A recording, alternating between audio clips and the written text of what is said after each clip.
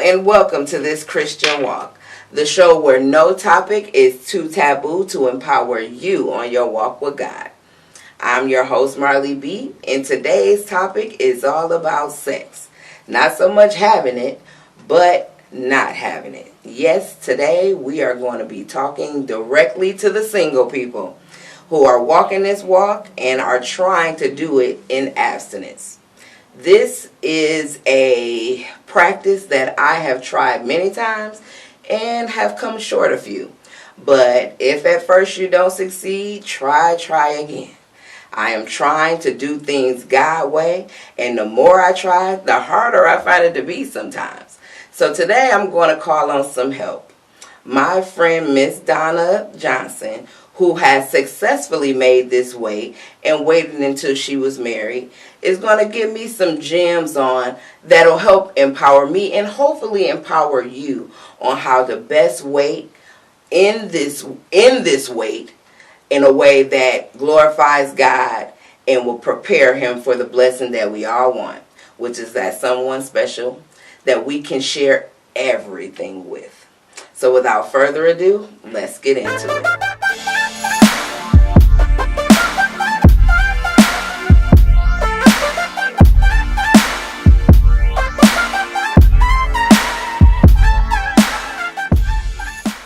All right, Miss Donna. So, Miss Donna Johnson, thank Yes. you so much for being on this Christian walk. Thank you for inviting me. It is my pleasure. Now, for this conversation, I wanted to have you here, right? Because through singles class, I have heard you drop so many nuggets, so much wisdom, and I just, I consider you like my personal, like Iyanla Van Zant, because you will come out with the gems, right? So I wanted to talk to you about something that has been not so much plaguing me, but just a real issue when it comes to this Christian walk, and significantly my Christian walk. Okay, so we're going to talk about sex today, Miss Donna. Oh, are you ready? I am ready to talk Okay, about now don't get the gray hair twisted now. Okay. it. You better Pretty get you got your seatbelt on. Yes, ma'am. It Oh, is and my tray tables and all of that is in the upright upright position. position. I am ready to do this thing, right? Oh, So we know that sex is everywhere, right? It's in our TV, it's on the big screen, it's in the music, it's on the commercials, it's all over social media, it's on video games, it's on the news. You can't really escape sex. So as a Christian, especially a single Christian, trying to walk the walk of abstinence, it's hard, right? And it's hard. it is very hard. And so this is something that I have struggled with for a while, right? So I want to be real transparent with my about my own past, right? Okay. I lost my virginity. I don't want to say lost my virginity because it implies that like it fell out my wallet or my back pocket or something. I gave it away. And when I was in high school, I've had multiple sex partners in my life, right? I've had a few times in my life where I tried the abstinence thing. Sometimes were a little bit more successful than others as far as like the length of time I was able to hold out. But I've had like these weak moments that had me kind of having to reset the counter a few times, right? I've been going strong on my abstinence walk for the last, I've been going close to, coming up on a year here, not too long from now. So I'm trying to make this thing last, right? And so I want to do what I think all people that are on the Christian walk should do. I want to lean on my kingdom community today, which is you, right? And I picked you because you were one of the people that I know that successfully waited to have sex into marriage, right? Correct. And I know when you waited to have sex, you were married, you were married 23 years, and That's then after you became single again, you made the decision to remain abstinent again because you believe that you're going to be married again. And, Correct. and so I just wanted to kind of pick your brain as somebody have walked this walk. I feel like you're doing it gracefully. You're doing it successfully.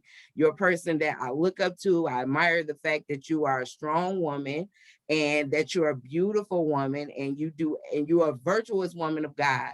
So I just want to get it for, and more than anything, you keep it real. you know so I'm like, you're the perfect person to have this conversation with, right? So just to kind of give, talk a little bit about your journey about getting to the, making a decision to wait. I know you got married at 19, which some would consider young, but Yeah. I mean, you still had to make that decision. What did that look like for you? I like to say that we can make a decision at a very young age. At a very young age, we can decide that generational curses stops with me. And what I had was at 11 years old, there was an encounter that I saw. And it was a family member. And that family member was 16. And she was pregnant.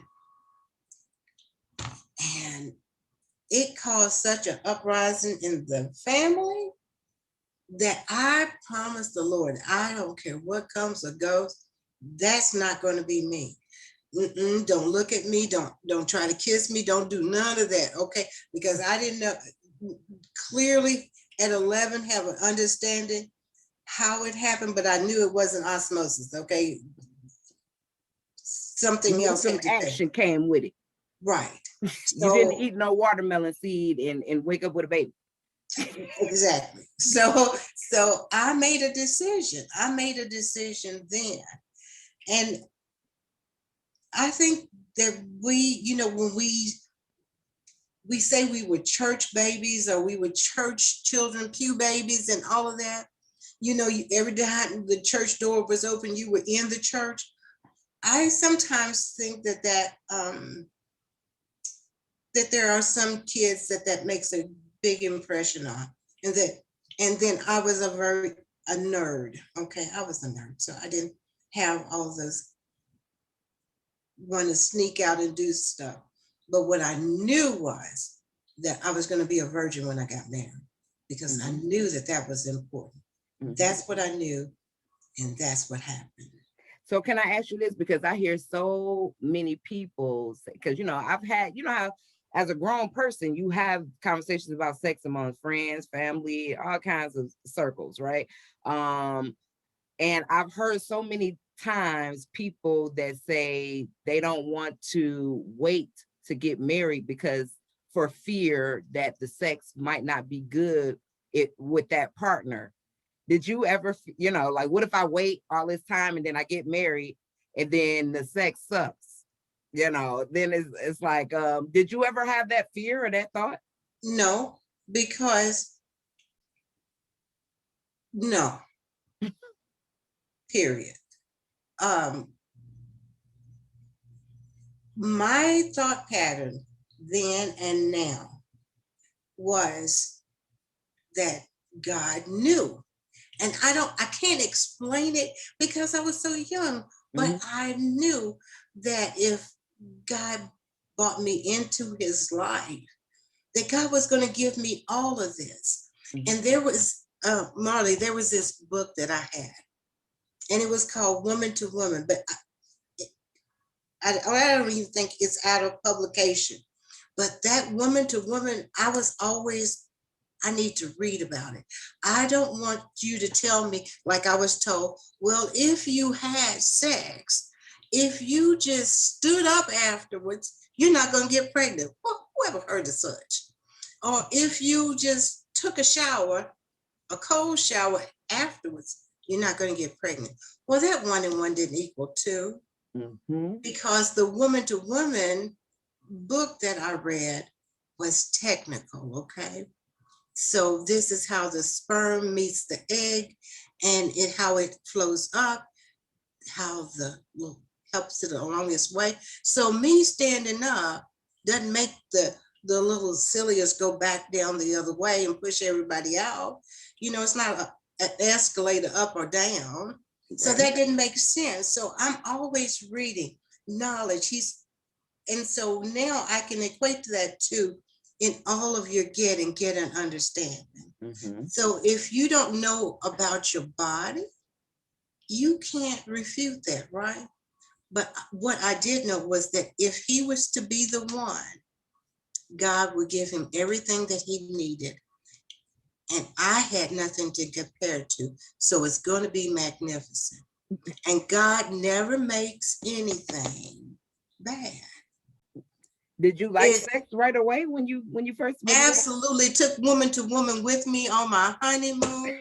And I said, now I want to do this one and I want to do this one. Oh, you had pictures and match. You hear me? I want to, come on now, come on. I want to do, and not knowing he's got to rest. I'm ready to go. Come on. Wow. Yeah. You were like a savant. So that's the reason why I say that the Bible says that intimacy is between a man and woman in the confines of marriage. Mm-hmm. And God knew that he had made it smack down, okay? That you as a single person can't handle this because it's just absolutely so good. It's going to turn your wig around, right? Mm-hmm. Your lace front's going to be down the back. So after it's so good, then you're going to look for someone else and someone else and someone else. So he put a stipulation on it. Mm-hmm. He said fornicating is a sin. That's what he said. Mm-hmm. And that intimacy is to be between a man and a woman in the confines of marriage. And I love how you brought up the fact of intimacy, right? Because I think that was my problem, right? And I think it's a common problem. So many people, men and women, look for intimacy and confuse intimacy with sex. Mm-hmm. And real intimacy, is going to be, you can find intimacy without, going full on belly to belly with somebody. And I think that that's what I had to realize, that, I have to stop looking for intimacy dressed up in sex. Like, it was just like intimacy was like, I'm looking for intimacy, but I'm going and I'm fine and I'm trying to dress sex up as intimacy. And that's just not the thing. And the other question that you need to ask yourself, mm-hmm. and be real with, for a man, it's physical. He may not even know you 10 minutes after this is taking place, right? Mm-hmm. So how do you have a one-night stand with someone as a woman, mm-hmm. and he hasn't made love to your mind? So your mind is not prepared. So if your mind is not prepared, your body is not prepared. Oh, yeah. And you're just going through the motions, right? That's true. And the motions are there. And I know so many women who feel that, it's kind of empowering, and they use sex as a way of feeling empowered. But would you say that it's somebody that can successfully do that? Like, it's possible to do that as a woman? Or do you think we just fooling ourselves? I have no idea. I have no idea, because it wasn't about, I loved my husband, mm-hmm. and he loved me. I know that. Somewhere along the way it got skewed, but he loved me, and that we were for each other. So it wasn't about empowering. That's not what it's about. That's when it becomes like that, then it's the job and you should get paid for it. True. Now that's a good way of looking at it. And let me ask you this, because I know, like you said, you loved your husband, going in and, for years in. Obviously the marriage came to an end. and you guys made that mutual decision to become single again. I know you don't like the word divorce. I'm trying not to use it, right? I To don't. become Yes. single again, right? And so with that being the case, I mean, could you, because your feelings for him changed, that is, you saw that in your sex life before you became single again? Like, do you feel like the love left and the sex got bad? No, because I believed my vows. And my vows said for better or for worse. Mm-hmm. And so I had 18 good years. Mm-hmm. And the 5 years overshadowed those 18 good years. Okay. But God didn't intend for us to get a divorce. So I believe that we could be separated and yet try to reconcile. So in that separation, I never withheld myself from him because he was still my husband, right? Mm-hmm. So we still had intimacy and we still had date night. Mm-hmm. Because I'm hoping that this crisis that you're going through, you're going to find your way back home. And what for sure I knew is that I would have still been loyal to him. And there was still only been one man, and he was that man. And when, no matter who he slept with, when we stood before God, I have to answer for my behavior. And I can't say to God, well, he was out there sleeping around, so I needed to sleep around also. Two wrongs don't make a right. Mm-hmm. But should he have come back home, I was the woman that he left. And I was still at that point waiting for him to come home. So sex never became a problem. It was never an issue. Like, it never got bad. No. And I wasn't going to cut off my nose and smite my face either. And so now it's good to, have that kind of faith in it being good without a test run when you're younger. I think it's a little bit easier now. Do you think maybe I might have lost a step, or what if, oh no, you think he's still gonna have it? God is gonna make sure he has it. Absolutely. That's the reason why that I can't do older than me. Okay. Yeah. You need that energy. I need the energy. Yeah. Okay. I love it. Thank you for being honest about the thing, right? And then I want us to be honest about, like you had already kind of touched on, I want to make sure this is, and I want to be clear with what this conversation isn't, right? It is not saying that, hey, if you're having sex outside of outside of marriage, that we're slut shaming you or condemning anyone. This is just for somebody who may have been contemplating, maybe I'm tired of having all of these sexual encounters. Maybe I'm, or maybe I'm walking in abstinence and I'm feeling weary and I'm feeling weak and I feel like, I feel like slipping, like it ain't even worth waiting. This is for what this message is for. I don't want to make it seem like that I'm telling anyone that, you're living your life wrong, or you should be abstinent, or that you're going to hell if you're not.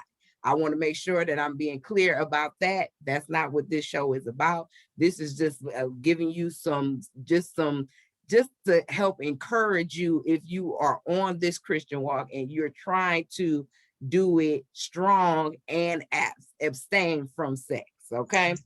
And to be clear, what you're giving away when you engage in that sex that is more physical than it is intimacy, you're giving your body, you're giving your spirit, right? You are giving parts that should be reserved for that special person, that spouse, right? And so what you're gaining is self-respect, avoiding negative soul ties. I think soul ties is something that we don't give enough information about. Now, do you believe in soul ties, negative ones and positive ones? Miss Donna? Even though soul ties is not in the Bible, we know that, Mhm. right? But I do believe in the spirit that you deposit in. So I am, first, let me back up. Let's back up just a little bit. I'm a gift, and this I know.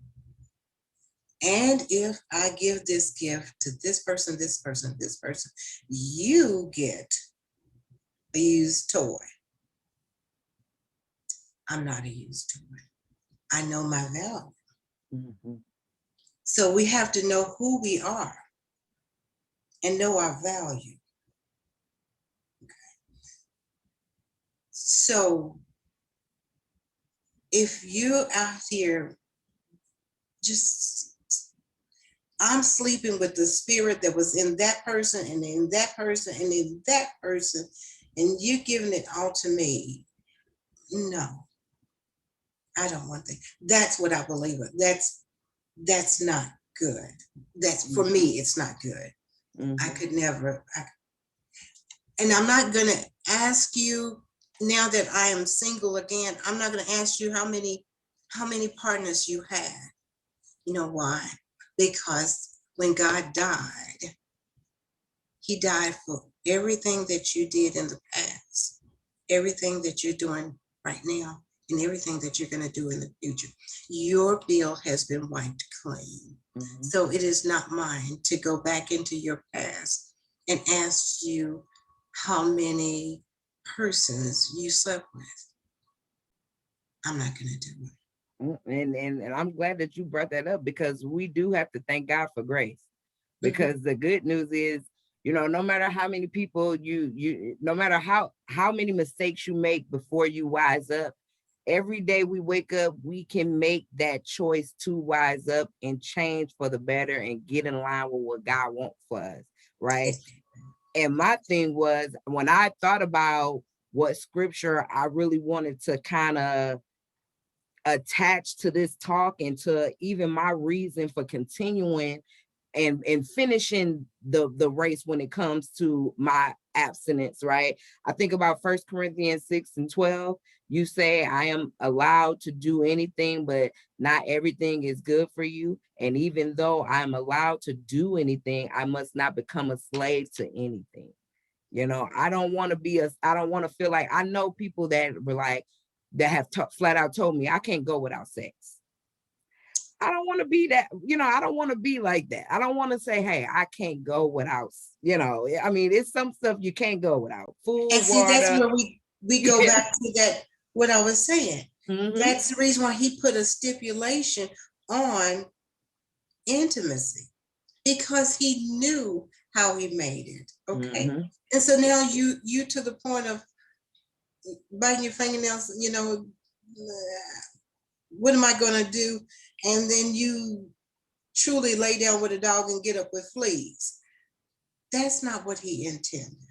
That's not what God intended. And it is not an easy walk, Marley. This is not an easy walk. You have to consciously make that decision. You have to consciously say, can we be totally transparent? Totally. No. Okay. As a woman, there was a book that I read, and I think I shared it with you, and it says, it's called What is a Good Man? Yep, I ordered it.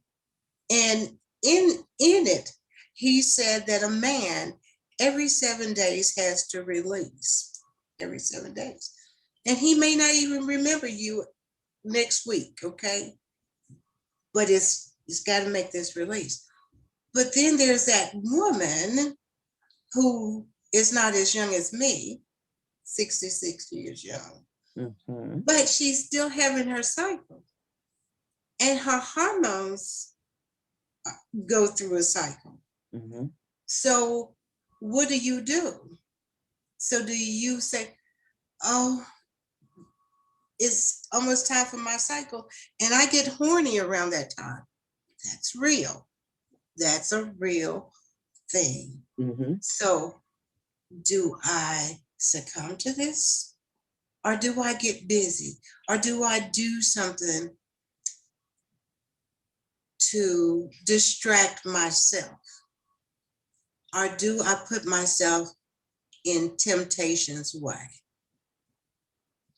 Do I put on Teddy P or Luther and they come on over to my place, No, or the ooze, you know what I'm saying? And so now those ooze will get you. They will get you. those ooze will get you. So now you sitting there and then you pull out your little book and you start thumbing through. And well, I was just thinking about what you doing. I'm not doing anything. I'm just sitting here getting ready to look at a movie on Netflix, right? Netflix and chill. You want to come over and chill? And how long did you watch the movie? About 5 minutes in, and you were 5 minutes in. See, yeah. So you set yourself up to fail. Mm-hmm. Mm-hmm. And you know what time of day it is. So let me ask you this. Have you ever came close to a slip up? And then what did it? Oh, no. Mm-mm. Never? Mm-mm. You know why? Because I'm scared. Because there is stuff out there that Clorox won't wash off, right? You ain't never lied about that. So I'm too scared. Okay, I'm too scared. I don't know, am I single again? How do I say, are you going to wear a condom? What? Help me, Jesus. How do I say that? I don't know how to say that. That was never an issue because I was a virgin when I got married. Mm-hmm. So I didn't have to worry about a condom. Mm-hmm. But I need you to be, what it says, wrap up from head to toe. Because there's stuff out there. There is stuff out there, herpes, chlamydia, just a number of STIs. Mm-hmm. They don't call them STDs anymore, STIs, socially transmitted infections. So, So no. And you really can't even kiss anybody anymore. Like even kissing will take you down. Kissing will take you down. Yeah. And that's my favorite thing to do. But I can say no. And it's okay for me to say no. And I don't really care what you think about me saying no. Mm-hmm.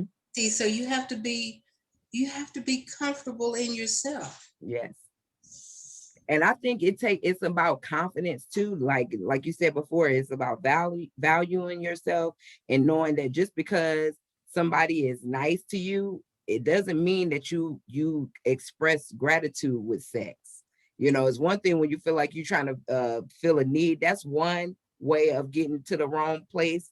And then another thing is feeling like you owe the person something. Like, because he was a gentleman, because he was nice or said you look nice or took you out or took you on vacation, you feel obligated for sex and all of that stuff.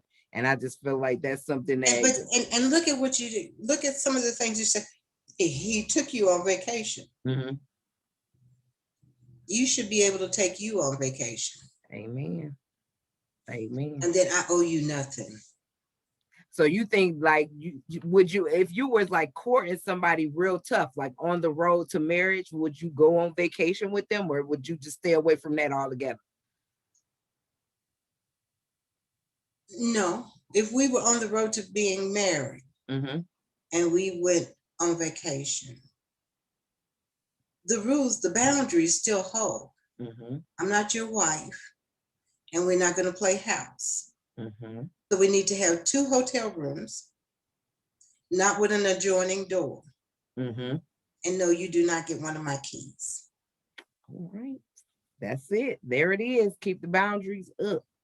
And then let me ask you about this. How do you, because like you said in the very beginning, we both agreed that this walk in abstinence is hard. So what do you do to deal with, how do you channel your sexual frustrations? I don't have any frustrations, but how do I, just when I write, mm-hmm. I write stories because I still know what I want. Mm-hmm. And I still know the desires of my heart. And so does God. Mm-hmm. So, and even at 66, I know what I still want. So I write. Mm-hmm.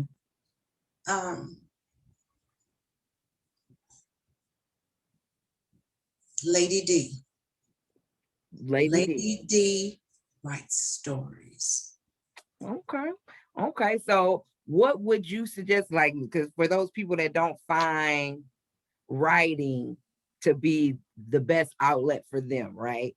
Because I might get to writing and then I look up and I'm right, and my writing done turned into pictures, and next thing you know, I done got hot in the tail, and now I'm ready to act out some of these things I done drew out. So for those people that's finding it hard to find, I mean, we need to find that thing that helps us to stay focused on the things that are not of the sexual nature, right? Or you know, what do you think we need to do? Exactly. And even though we have not crossed masturbation, I was coming to it, but I'm if glad you said it. if if masturbation causes you to want to go find that warm body, in it's not something that you should be doing. Because if you're able to put a face on it and you know who it is, now you're lusting, right? Mm-hmm. And lusting is what? A sin. Mm-hmm. Okay. So there are so many other things that you can do. There are so many other ministries that you can become involved in, which allows you to do service, to channel your energies so that you are not, and at some point, pray and fast that God remove this from you. Mm-hmm. Not remove, no, not remove this from you, but to curtail this feeling until an appointed time. Does that make sense? It does. It does. Like, just let's help subside it, Lord. Don't take it all the way away. Like, I still want all my parts and everything, but I just Exactly. kind of mute them for a minute. For a minute, Mm-hmm. until you present me with what I'm supposed to have in the right manner, in the right way. So in the next time you can be do some volunteer work at a nursing home. You know, there's so many people in a nursing home that don't have family members, and you can go in and read to them. In your church, volunteer in the nursery. Mm-hmm. If that doesn't cure it, nothing does. Okay, with all of those children around, uh, there's just so many things that you can do. That is a distraction. You just Mm-hmm. need a distraction until you're about to pass out. Okay, exercise, clean your apartment, learn how to cook.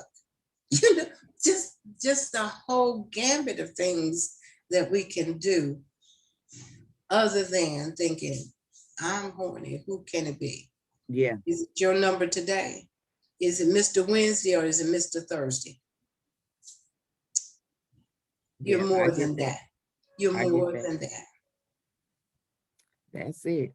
So, I mean, well, you know what, Miss Donna, I appreciate your wisdom today, as always. Um, I think that's it. It's a matter of discipline. It's a matter of, you know, channeling that energy into something positive that you can feel good about, and asking the good Lord to mute my parts until he send my husband. Until he, and be just that explicit about your request. Mm-hmm. I I want it to be magnificent, and I know it's going to be magnificent because you made it that way. Okay, Mm-hmm. and everything that you made, when you finished, you said it's good. It's good. That's what he said. Yes. So until that time, give me the strength. That's what you want. You don't want, I don't even want him to mute me. I just want you to give me strength to say, no, thank you. I'm waiting. And not be ashamed to say, I'm waiting. I've made a decision. And no, I'm not falling for, well, you know, I love you. No. Let her throw that around, don't they? Yeah. We'll use that. And you know what? You know, it's another good question that I want to ask. A lot of times, and I've heard this, I've had this conversation with other people I know that were practicing abstinence. When is a good time to tell a potential person that you are abstinent? Like immediately. Like, hey, how you doing? I'm Marley. I'm abstinent, and you? Like how? I'm just saying in the conversation. Mm-hmm.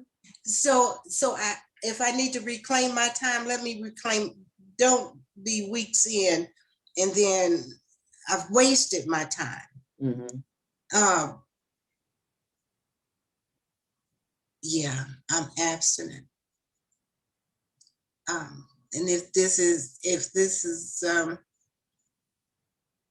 you don't know what it means, I'm not having sex until my name is your name, mm-hmm. And just be just that forward. If they can be that forward in asking, you mm-hmm. need to be able to be that forward in saying no. There it is. That's it. Thank you so much, Miss Donna, for being here. I appreciate it. Lady D, I'm definitely gonna have you back on here again because those nuggets, I can't just I keep them all for myself, but I think more people need to hear from you because you definitely have some wisdom that that so many people can learn from. So thank you so much for taking time out to be on TCW today. I love you. I love you. You know that. Yes. And you know what? I just love you. God bless. Thank you. It was my pleasure. Thank you so much, Miss Donna, for joining the conversation today. You definitely dropped some gems that will help me, and I hope will help somebody out there. So if this content helped you in any way on your walk with God, please like it, please share it, and definitely please subscribe to my channel. Now, as we heard today, the wait is not easy, but it can be worth it as long as we're standing in line with God's plan for us and trusting Him in the process. I know that even when we're single and sexless, loving God can be easy. Trusting Him can be hard. But we can all get there one step at a time on this Christian walk. See you next time.